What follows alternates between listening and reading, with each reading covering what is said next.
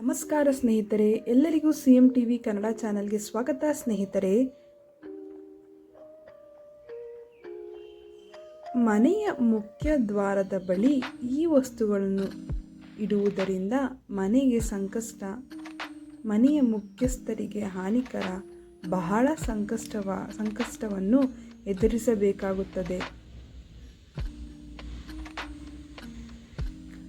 ಮುಖ್ಯ ದ್ವಾರದ ಬಳಿ ಕೆಲವು ವಸ್ತುಗಳನ್ನು ಇಡುವುದರಿಂದ ಮನೆಗೆ ಬಡತನ ಸಂಭವಿಸುತ್ತದೆ.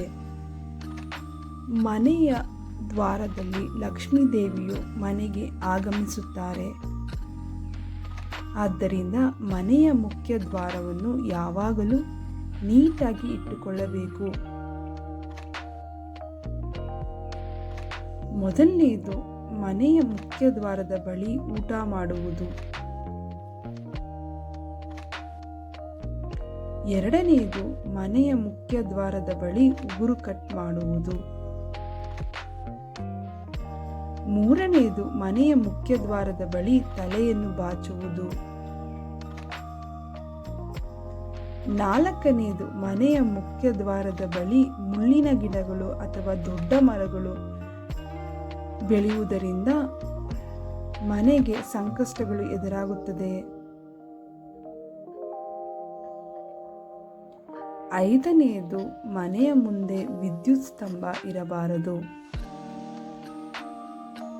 ಆರನೆಯದು, ಮನೆಯ ಮುಖ್ಯ ದ್ವಾರದ ಬಳಿ ಚಪ್ಪಲಿಗಳನ್ನು ಬಿಡಬಾರದು. ಮಹಾಲಕ್ಷ್ಮಿ ಕೋಪಕ್ಕೆ ಒಳಗಾಗುತ್ತೇವೆ.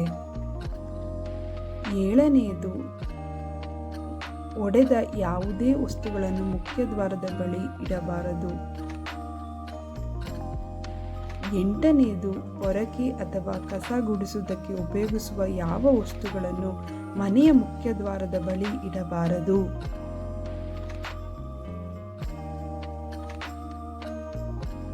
ಒಂಬತ್ತನೆಯದು, ಮನೆಯ ಮುಖ್ಯ ದ್ವಾರದ ಬಳಿ dustbin ಇಡಬಾರದು.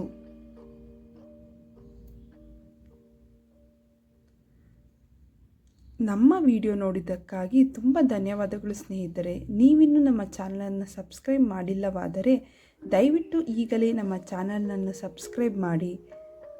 CM TV Kannada channel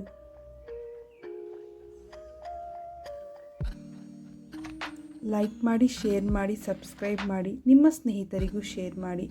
ಧನ್ಯವಾದಗಳು ಸ್ನೇಹಿತರೆ.